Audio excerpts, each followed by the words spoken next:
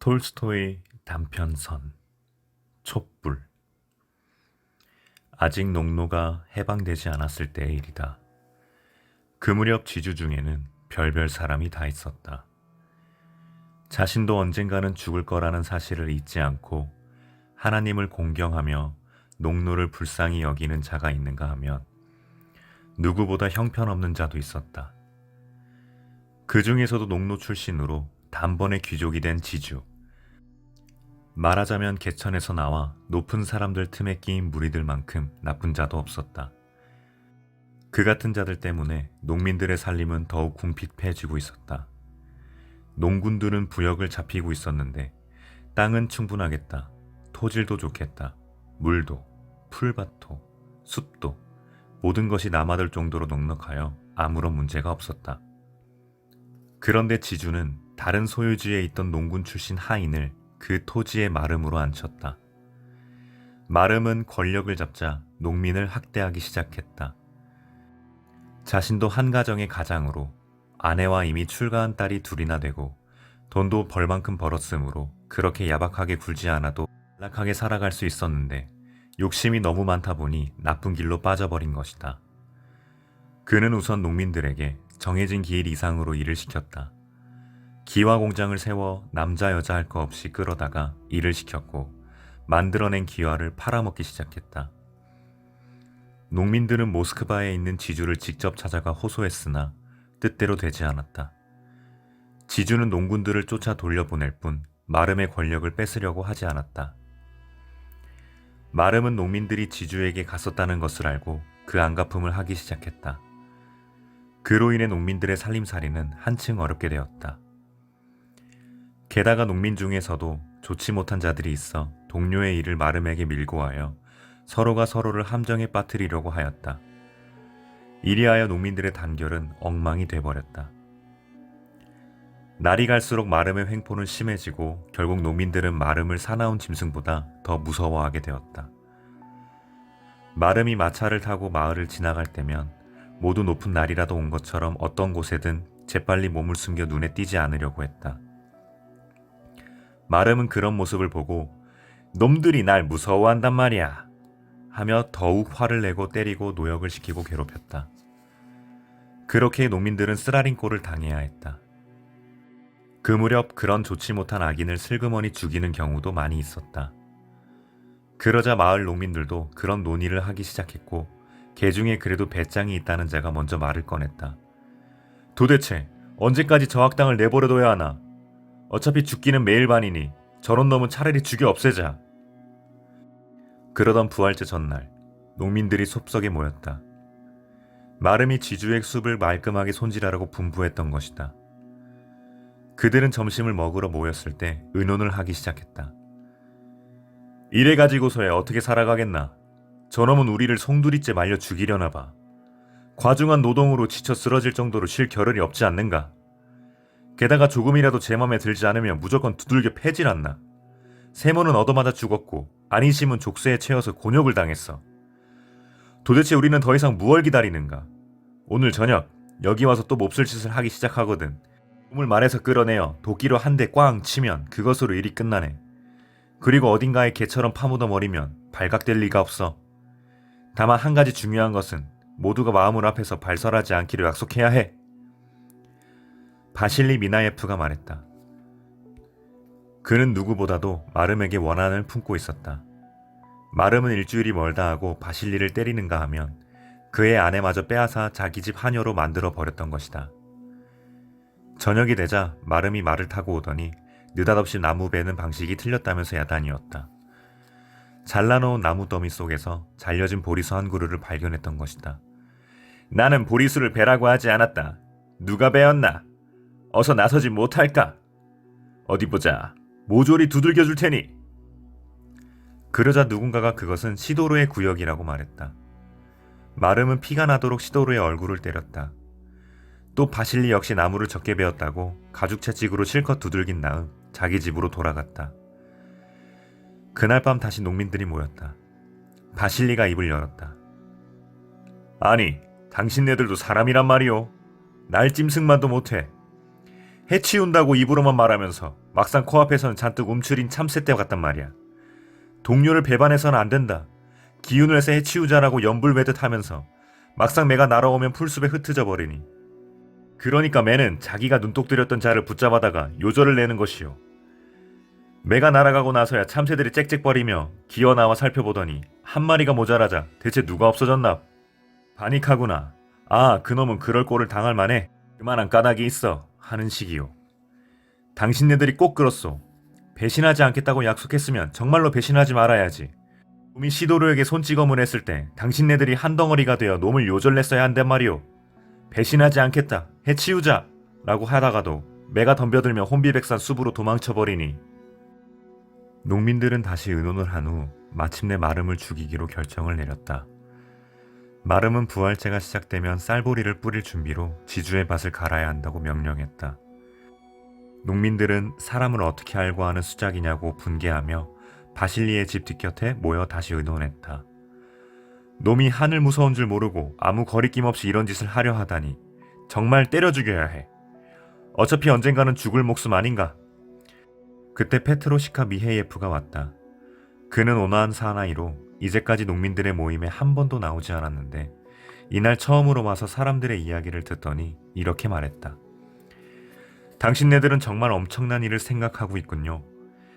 사람을 죽이는 것은 정말 엄청난 일이라오. 목숨 하나 죽이는 것은 수월하겠지만 죽은 사람의 영혼은 어떻게 될 것 같소?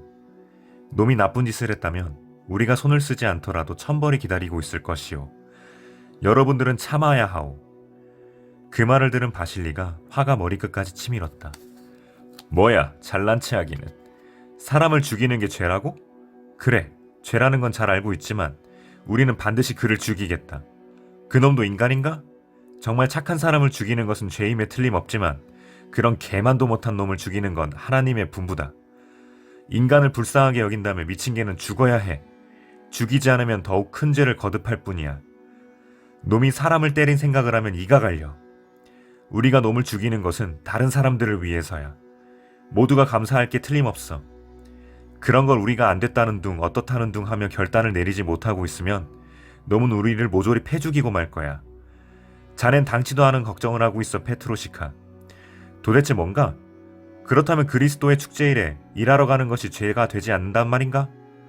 그렇게 말한 자네부터도 일하러 가지 않을걸? 안 가긴 왜 안 가나. 가라면 밭을 가러 가야지. 가고 싶으면 가고 싫으면 안 가는 게 아니니까. 누가 나쁜지는 하나님께서 다 알고 계시네. 우린 오직 하나님을 잊지 말아야 해. 여보게들, 나는 말이지. 내 생각을 말하고 있는 것이 아니라네. 만약에 악을 악으로 뿌리 뽑을 수 있다면 하나님께서 그와 같은 본을 보여주셨을 테지만 우리에게 가르치신 건 그게 아니야. 우리가 악을 악으로 다스리려 할수록 그 악은 이쪽으로 옮겨오네. 사람을 죽이는 것은 수월한 일이지만 그 피는 자신의 영혼에 달라붙네. 사람을 죽인다는 것은 자신의 영혼을 피투성이로 만드는 일일세. 그것은 결국 자기 자신의 마음을 나쁘게 만드는 것이라네. 재난에는 지고 들어가야 하네. 그러면 재난 쪽에서도 져줄 걸세. 이렇게 하여 농민들은 선뜻 결정을 보지 못했다. 의견이 분분하여 바실리처럼 생각하는 자가 있는가 하면 죄를 짓지 말고 견뎌내는 편이 좋다고 생각하는 자도 있었기 때문이다. 농민들이 부활제 전야 축하 행사를 끝마치고 나자 반장은 마름 미하일 세묘니치의 명령으로 내일은 농민들 모두 쌀보리 씨를 뿌릴 밭을 갈라고 공고하였다. 그렇게 해서 이튿날 아침 농민들은 모두 가래와 삽을 들고 나가 밭을 갈기 시작했다. 교회에서는 아침 기도 시간을 알리는 종이 울리고 사람들은 여기저기에서 축제일을 축하하고 있었지만 이곳 농민들은 밭일을 해야 했다. 미하일은 늦게 잠에서 깨어 농원을 둘러보러 나갔다.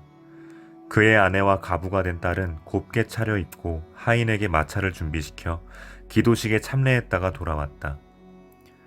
미하일은 집으로 돌아와 차를 마신 다음 담배 연기를 내뿜으면서 반장을 불렀다. 그래, 농민들은 밭으로 내보냈나? 네, 미하일 세묘니치님. 어때, 다들 나왔던가?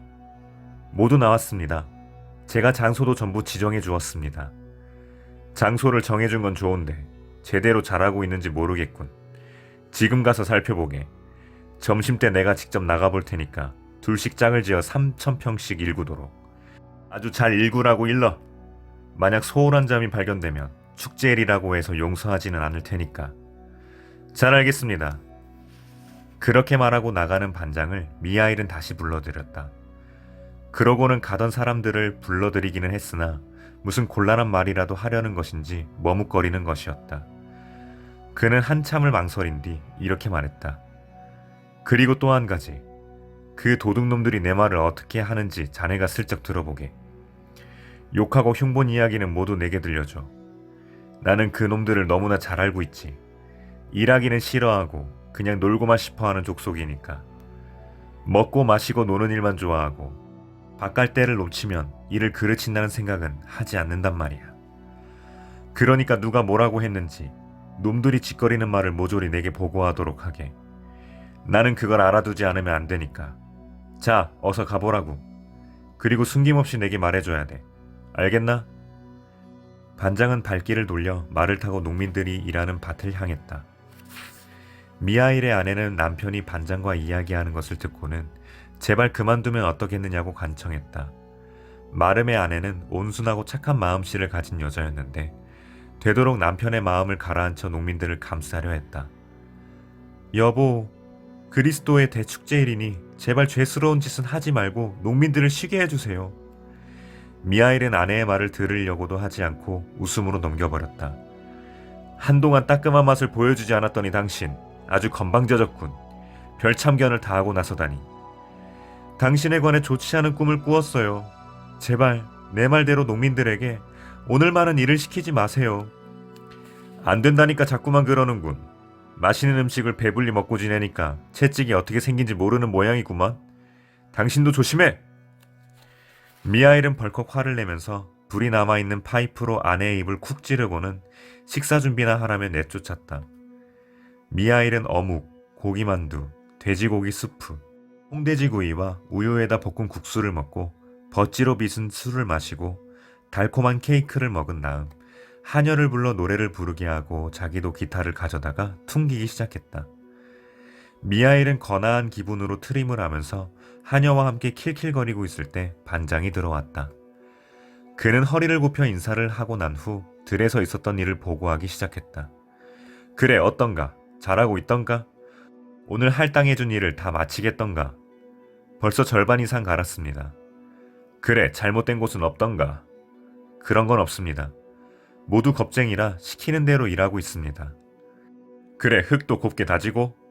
잘 다져져서 아주 고운 겨자씨 같습니다. 마름은 잠자코 듣다가 이윽고 물었다. 그런데 나에 대해 뭐라고들 하지? 욕을 하던가? 반장이 머뭇거리고 있자 미하일 세뮌니치는 들은 대로 죄다 털어놓으라고 다그쳤다. 숨김없이 그대로 말해. 괜히 딴 말로 꾸며내지 말고 놈들이 말한 대로 털어놓으란 말이야. 고지곳대로 말하면 상을 주지만 놈들을 감쌌다간 매로 대신할 테니 알아서 하게나. 야, 카츄사! 이 사람에게 보드카 한 잔 주어라. 기운 좀 내게. 하녀가 반장에게 술을 가져다 주었다. 반장은 쭉 들이킨 다음 입 언저리를 닦았다. 어차피 마찬가지 아닌가? 이 사람을 욕한 게 내 탓은 아니잖아. 그냥 들은 대로 말해버리자. 그렇게 생각하고 반장은 용기를 내어 말문을 열기 시작했다. 모두들 불평을 하고 있더군요. 미하일 세뮌니치님. 아주 수근수근 말하더군요. 그래, 뭐라고 하던가? 어서 이야기해보게. 모두 같은 말을 하고 있었습니다. 마름 양반은 하느님을 공경하지 않는다고요. 마름은 웃음을 터뜨렸다. 누가 그런 말을 했지? 하나하나 말해주게. 바실리는 뭐라고 했나? 반장은 동료들을 나쁘게 말하고 싶지는 않았으나 바실리와는 예전부터 사이가 좋지 않았기 때문에 서슴없이 말했다. 바실리는 누구보다도 가장 욕을 많이 하고 있었습니다. 대체 뭐라고 하던가? 어서 말해보게. 입에 담기조차 무서울 정도인데 그 작자는 필시 개처럼 죽을 게 틀림없다고 말하고 있었습니다. 흥, 장하군. 그러면서 왜 진작 날 죽이지 않은 거지? 아무래도 미처 손이 돌아가지 않았던 모양이군. 좋아. 바실리. 내 놈과는 당장 계산을 할 테니까. 다음에 지슈카는? 그놈도 역시 뭐라고 했겠지? 네, 모두 고약한 말들을 하고 있었습니다. 그러니까 뭐라고 했느냔 말이야. 이거 원. 입에 올리기조차 지저분해서 어디. 도대체 뭐가 지저분한가? 겁낼 것 없어. 말하라니까. 그 작자의 배가 툭 터져서 창자가 튀어나왔으면 좋겠다고 했습니다. 미하엘 세뮤니치는 그만 껄껄 웃었다. 흥, 어느 쪽이 먼저 터질지 어디 두고 보자. 그건 누구였나? 치슈카였나? 네, 모두 좋은 말은 하지 않았고 욕을 하거나 협박조의 말을 하고 있습니다. 그렇다면 페트로시카 미에예프는 어때? 놈은 뭐랬지? 틀림없이 그 비려먹을 놈도 욕지거리 했으렸다. 아닙니다. 미하엘 세뮤니치님. 페트로시카는 욕 같은 건 하지 않았습니다. 농군들 중에서도 그 사나이만은 아무 말도 하지 않았습니다. 좀 색다른 놈이어서 저도 깜짝 놀랐습니다. 어떻다는 말인가? 도대체 무슨 짓을 했길래? 아니, 그저 모른다고밖에 할 말이 없습니다. 제가 곁으로 갔을 때 그는 크루킨 언덕의 경사지를 갈고 있었습니다. 가까이 다가가자 누군가의 노랫소리가 들렸습니다. 아주 가늘고 고운 목소리였죠. 게다가 가래 손잡이 사이에는 뭔가 반짝이는 게 보였습니다. 그래서 조그만 불빛 같아 보였습니다. 그래 바짝 다가서서 자세히 보니 저 교회에서 오코페이카에 파는 조를 가래에 가로대로 세워놓았지 뭡니까? 그런데 그게 바람을 불어도 꺼지지 않는 것이었습니다. 그는 새 외투를 입고 부지런히 밭을 갈면서 부활제 노래를 부르고 있었습니다. 가래를 획 돌려도 힘껏 잡아당겨도 촛불은 꺼지지 않았습니다. 제가 보고 있는 앞에서 가래를 획 돌리고 손잡이를 꺾으면서 마구 밀고 나갔지만 촛불은 여전히 꺼지지 않고 타고 있었습니다. 그래, 뭐라고 하던가? 아무 말도 없었습니다. 그냥 저를 보더니 부활제 인사를 하고 다시 노래를 불렀습니다. 자넨 그에게 뭐라고 했나? 저도 아무 말도 하지 않았습니다. 그때 농민들이 몰려와 페트로시카는 부활제에 들리를 했으니까 아무리 기도를 드려도 죄를 용서받을 수 없다면서 놀렸습니다. 그래, 그는 뭐라 하던가? 뭘요? 그는 그냥 땅에는 평화, 사람에게는 선한 마음이 있을지어다 라고 했을 뿐 다시 가래에 손을 얹더니 말을 몰면서 낮은 목소리로 노래를 불렀습니다. 촛불은 여전히 꺼지지 않고 그대로 타고 있더군요. 미하일은 웃음을 그치고 기타를 내려놓은 채 생각에 잠기는 듯 했다. 그리고 하녀도 반장도 물러가게 하고 커튼 뒤로 들어가 침대에 쓰러져서 한숨을 쉬며 끙끙거렸는데 이것은 마치 보릿단을 실은 짐수레라도 끌고 가는 듯한 소리였다. 그때 아내가 들어와서 말을 걸었으나 그는 대답도 하지 않은 채 다만 그놈이 나를 이겼다. 이번에는 내 차례가 왔다. 라고 말할 뿐이었다. 아내가 타이르기 시작했다. 여보, 지금이라도 가서 농군들을 돌려보내세요. 그렇게 하면 아무 일 없을 테니까요. 지금까지는 더 심한 짓을 하고도 태어나더니 이번에는 왜 그렇게 겁을 내는지 모르겠군요. 하지만 미하일은 계속해서 중얼거렸다. 나는 이제 틀렸어. 그놈이 이겼다. 아내는 더욱 목소리에 힘을 주어 말했다. 그놈이 이겼다. 그놈이 이겼다고만 하시면 무슨 소용이 있어요. 그보다 어서 가서 농민들의 일손을 멈추게 하세요. 모든 일이 잘 될 테니까요. 자, 가세요. 나가서 말에 안장을 놓으라고 하겠어요. 이윽고 말이 끌려 나왔다. 아내는 남편을 타일러 지금부터라도 들여나가 농민들을 집으로 돌려보내라고 했다. 미하일은 말을 타고 들로 나갔다. 마을 입구에 이르자 어떤 안악이 마을 문을 열어주었다. 그의 모습을 보기가 무섭게 어떤 사람은 뒷곁으로, 어떤 사람은 집 모퉁이로, 어떤 사람은 채마밭으로 도망치느라고 야단이었다. 미하일 세뮤니치는 마을을 빠져나가는 문에 이르렀다. 문이 닫혀있어 말에 올라앉은 채로는 문을 열 수가 없었다. 문 열어라! 문 열어라! 그는 소리쳤다. 그러나 아무도 대답하는 자가 없었다. 그는 말에서 내려 손수 문을 열었다. 그리고 다시 말을 타려고 한쪽 발을 등자에 걸면서 훌쩍 몸을 날려 안장에 걸쳐 앉으려는 순간 그만 말이 되지에 놀라 옆에 울타리에 부딪히고 말았다. 그러자 몸이 무거운 그는 안장에서 몸을 가누지 못한 채 말에서 떨어져 울타리에 세게 부딪혔다. 그 울타리 중에는 한쪽 끝이 뾰족하고 다른 것보다도 길게 튀어나온 말목이 있었는데 미하일은 그만 그 말목에 배가 걸리고 말았다. 그것을 배겨낼 장사가 어디 있겠는가. 그는 배가 찢어지면서 땅바닥에 털썩 떨어졌다.